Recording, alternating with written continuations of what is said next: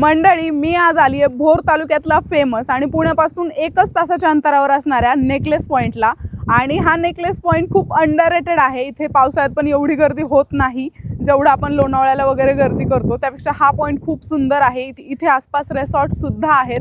या नेकलेस पॉईंटला necklace point म्हणायचं कारण म्हणजे इथे ही जी नदी आहे ती एका नेकलेसच्या शेपमध्ये तिने इथे वळण घेतलेलं आहे आणि हा खूपच सुंदर नजारा आहे। इथे मी तरी आता मार्च महिन्यामध्ये आलेली आहे, पण तुम्ही इथे जर पावसाळ्यात वगैरे आलात तर हा नजारा नक्कीच खूप पाहण्यासारखा आहे।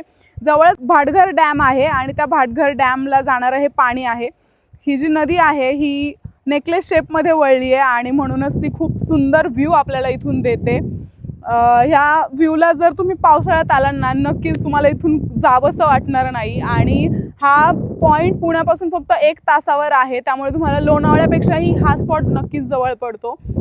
प्लस इथे रिसॉर्ट्स असल्यामुळे आजूबाजूला तुम्ही स्टेसाठी सुद्धा येऊ शकता। मला खूप इच्छा होती खूप दिवसांपासून नेकलेस पॉईंट पाहायची, जी आज माझी अचानकपणे पूर्ण झाली।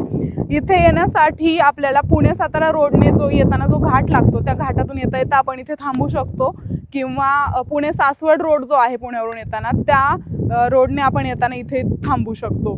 त्यामुळे खूप सुंदर स्पॉट आहे हा। नक्कीच तुम्ही ह्या रस्त्याने कधी प्रवास करत असाल तर इथे नक्की व्हिजिट करा आणि शेअर करा आणि आपल्या चॅनलला सबस्क्राईब करा। थँक्यू।